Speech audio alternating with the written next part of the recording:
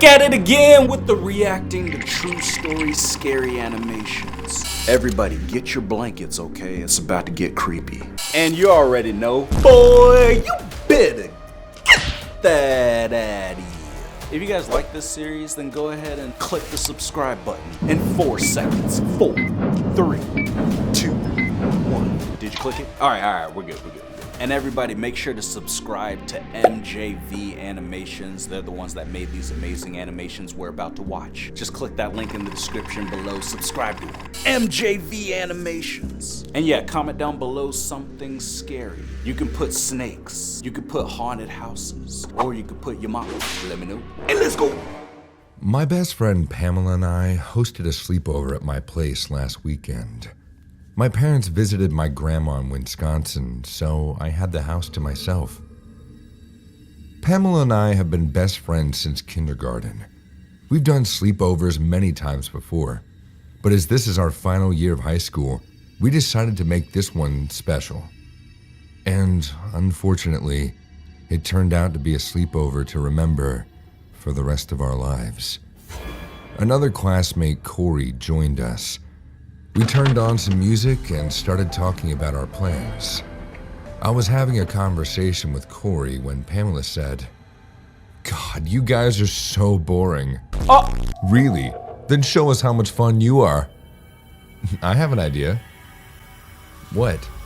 Are you guys familiar with the Ouija board thing? no. You mean calling out to dead people? How old are you, 6? It works. You just have to concentrate. Now, I've heard about this thing, but never tried it on my own.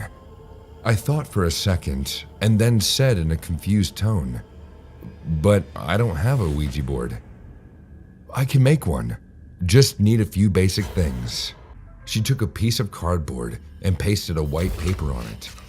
Then on the top left, wrote yes, and on the top right, no. In the middle, she wrote the alphabet, A to Z, and down under, wrote numerical 1 through 0. And at the end of the paper, she wrote, "Goodbye."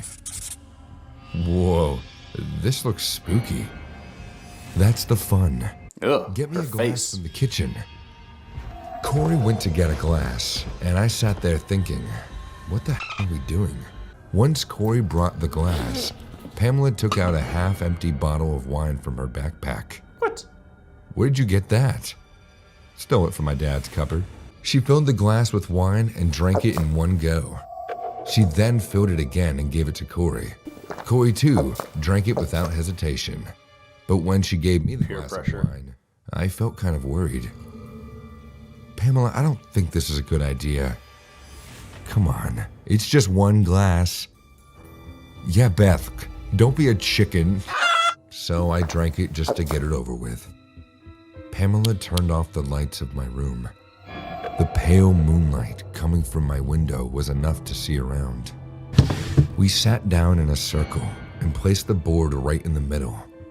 Pamela lit a small candle to see the letters clearly and placed the glass on the board. Now listen, I'll ask the questions, but first we have to decide who we're going to call. What about Fat Amy? Seriously, Corey? Is that a joke? Come on, don't ruin the fun. That ugly had it coming. Can't disagree with that. Pamela and Corey laughed ruthlessly over an unfortunate incident that happened last year. In our class used to be a girl named Amy Sanders. She was overweight, and mean kids made fun of her. She usually kept to herself. One day when she was changing in the girls' locker room, someone took her photo and circulated it among the school group. She was so heartbroken and petrified that she drank bleach and died while coughing blood in the girls' bathroom. Nobody deserves to be treated like that. You guys are so mean. Oh God, enough with your lectures, Beth. Can we please start? Are we going to call Amy? Maybe we can ask her about the mysterious photographer. I mean, ghosts know everything. Ghosts aren't real. Let's find out. We all placed our index fingers on the top of the glass and closed our eyes. Pamela said in a low voice, "Think about Fat Amy. Imagine her face." Corey and I certainly did as she said. Pamela kept chanting, "Amy, if you're out there, talk to us. Amy, are you there?" Nope. Nothing happened for a while. I was on the verge to give up on this bullshit, but I felt someone breathe on me. What the? I opened my eyes and saw it was Pamela blowing on my face. She and Corey laughed out loud, seeing me get all creeped out. I lost my calm and screamed at them. "This isn't funny, guys. Enough. I'm going to bed." Then suddenly, we heard a sound. A sound of a girl weeping. What is that? The sound started to grow louder, as if whoever was crying was now walking towards my room. "Pamela, is this one of your pranks?" I swear I'm not doing anything." We all stood up in fear. Our faces were pale.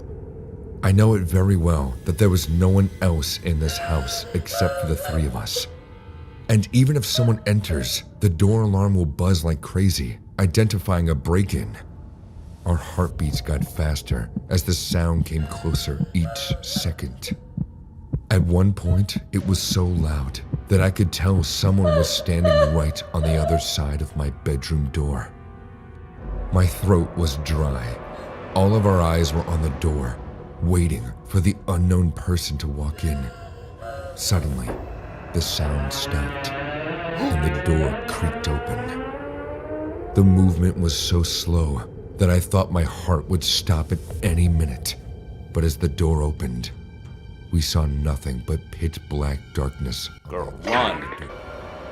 It felt as if a completely different world resided beyond my bedroom door.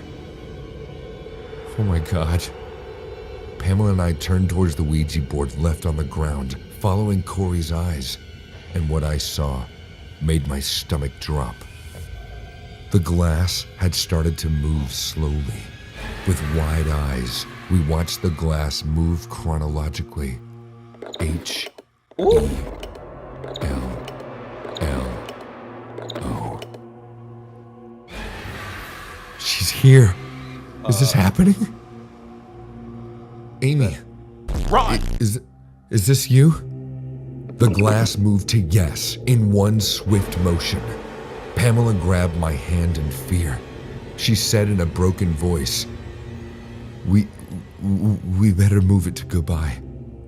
But before she could do that, Corey suddenly asked, "Who is responsible for your death, Amy?" "Corey, stop! You're messing with danger. I gotta end this right now." What happened next can only be seen in horror movies. Pamela went to grab the glass to move it to goodbye, but something invisible flung her in the air and tossed her on the hard floor like a doll. Her wrist broke and hung like a broken tree branch while she screamed in terrible pain. None of us moved because we knew the same thing would happen to us too if we did. The glass then slowly spelt the name of the person responsible for Amy's death. P A Pamela! M E L A. It was you. Pamela, why? Why did you do that? I swear it was just a prank. I didn't know she was gonna kill herself. You have to move the glass to goodbye. You have to end this. Suddenly, a spine-chilling scream took place in the darkness outside my room. And I kid you not, a pair of red eyes surfaced from it. Just eyes. Wide, still, eyelidless eyes. I've never seen anything so scary in my entire life. Corey fainted on the floor before she could speak a word, and Pamela started pleading. Please, Amy, please, I didn't mean to. Forgive me, please. I've come to take you with me. A black, shadowy figure started walking towards Pamela while she screamed for her life. At that moment, something hit my senses, and I grabbed the glass on the board, saying, "I'm sorry, but goodbye, Amy." The air in the room got sucked in by some invisible hole, and then suddenly, the lights turned on. That was the last time all three of us hung out together. Pamela stopped coming out of her house for a month, and now she moved to New Orleans. Corey is still going to therapy, and I try my best to forget that night like a bad dream. Still, whenever I find myself in a dark room, I can still hear Amy's voice calling out to Pamela. "I have come to take you with me." No! Woo, girl! I mean, don't mess with the Ouija boards, okay? I'm telling you. If your friends are like, oh, you want to be cool? Yeah, let's play with this Ouija board. No, don't do it. Go home. Get out of there. Because the demons are out there and they're going to try to trick you and they're going to throw you across the room and they're going to like appear at your window and everything and they're going to start talking in a creepy deep voice. Not today. But yeah, let's go ahead and check out another one. This happened when I was 7 years old. I was a very timid girl back then, and the events that transpired that day have stuck with me ever since. I was staying over at a friend's house one Saturday afternoon, and we were both sitting on the couch watching cartoons. For the sake of this story, we'll call my friend Kate. Kate was 2 years older than me and could be best described as a tomboy. She was tough and didn't hesitate to beat up any boy at school for saying mean things behind her back. At the time, I had a tendency to do whatever Kate told me to, even if I didn't want to do it. Anyways, after watching cartoons for a while, I got hungry, so I left the couch and went into the kitchen to grab a snack. The kitchen was small and had a door that led straight to the backyard, and below it was a little doggy door. Kate no longer had a dog, but the door wasn't removed for some reason. As soon as I stepped into the kitchen doorway, my eyes zeroed in on the doggy door, and I froze. To my absolute horror, a grown man with long brown hair was poking his head inside.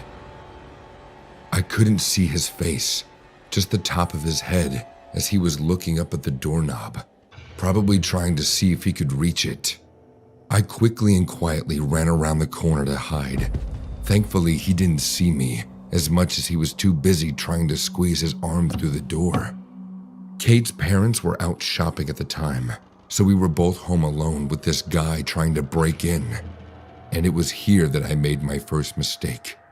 Instead of calling the police, I ran back to the living room where Kate was and told her about the man. She thought I was joking, so I grabbed her by the hand and pulled her off the couch, then led her back to the kitchen so she could see the man for herself. Sure enough, he was still there. His face was still obscured as he was looking up at the doorknob, but this time, he had his whole arm inside the doggy door and tried to reach for the knob. Kate let out a soft whimper before quickly putting her hand over her mouth.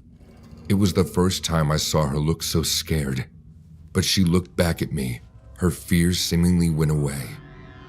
She then placed a reassuring hand on my shoulder and put her fingers to her lips to keep me quiet. Go out the front door. Don't worry. We're gonna teach that creep a lesson he'll never forget, she said with a smug grin. I wasn't sure what she was planning. We were two scrawny little girls dressed in tank tops and shorts. Not exactly the picture of intimidation, but like an idiot, I agreed to go along with whatever she was up to. Okay, I said.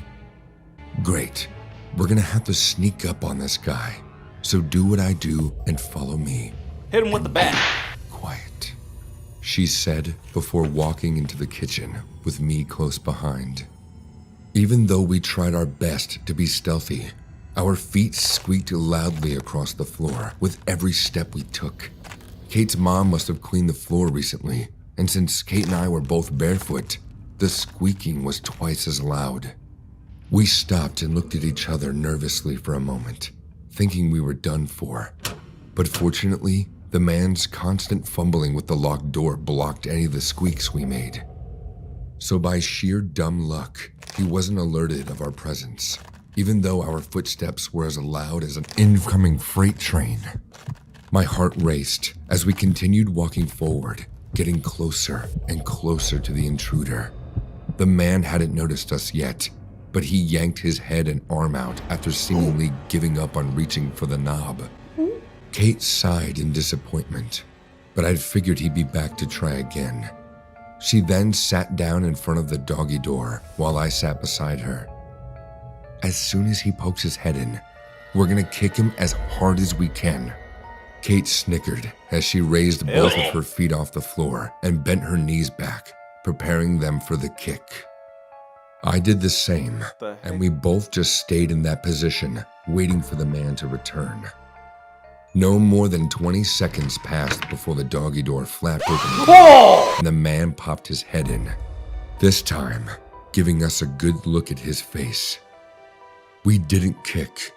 We just sat there, frozen, eyes wide with fear as we tried to comprehend what we were looking at. His face, my God, his face looked like it had all of its skin ripped off, leaving only exposed muscle. The top of his head looked normal enough with the brown hair, but his face was gone. This is not a face we were expecting to see. Looking back, I'm not sure if his skin was actually gone, or if he just had a detailed tattoo, which my 7-year-old brain believed to be real. And if it was a tattoo, then damn, it was a good one. The exposed muscles and sinews around his cheekbones looked so lifelike that it left both me and my friend petrified. The man himself was also surprised when he saw us for the first time. He glanced between the two of us, completely speechless. And why wouldn't he be? He wasn't expecting to find 2 little girls waiting for him on the other side of the door. Y'all giving birth? Ready to strike, mere inches from his face. The entire situation was so surreal. After a minute of awkward silence, as we just looked at each other, the man finally smiled at us. And when he did, my friend and I began to quake in fear. As if this guy couldn't get any weirder, his mouth was full of razor-sharp teeth, almost as if he were a monster straight out of a horror movie. Then, without warning, he lunged his head forward, mouth wide open like he was ready to bite. Kate and I screamed as we fell back on our backs, yanking our feet away from the man's teeth as they snapped shut. He missed us by mere centimeters, and we weren't about to stick around so he could try again. I quickly scrambled to my feet and bolted out the kitchen. Kate, however, took a little longer to get up, and the man was able to grab her ankle, making her fall to the floor. Looking over my shoulder, I could see Kate screaming as she was being dragged towards the man, who once again had his mouth open, ready to take a bite. Kate started kicking the man's face with her other foot, making him let go for a moment, only to grab her other foot. I raced back into the kitchen, grabbed a few apples that had been sitting on a nearby table, and started throwing them at the man. The man groaned in annoyance as he let my friend go and scrambled out of the doggy door. We could hear his frantic footsteps fading away as he finally left the house. I guess he didn't think breaking in was worth getting pelted by apples. We never told Kate's parents about what happened. I mean, what would we even tell them? A man with no skin on his face and a mouthful of sharp teeth tried to break in and nearly bit off our toes. Her parents would think we were crazy. I don't know if that guy was ever caught, but I hope he never tries this with anyone else. I'll probably never forget that face for as long as I live. No! The doggy door. I'm glad I don't have a doggy door, and if I did, I guarantee you I'm putting the full-on shelf in front of it. These girls, y'all could have gotten like a bat. You could have gotten a stick, not apples. Throwing apples at his face, you making him hungry. But hey, you gotta do what you gotta do. But if you enjoyed this video, then go ahead and smack that like button. And yeah, I'ma see ya in the next one.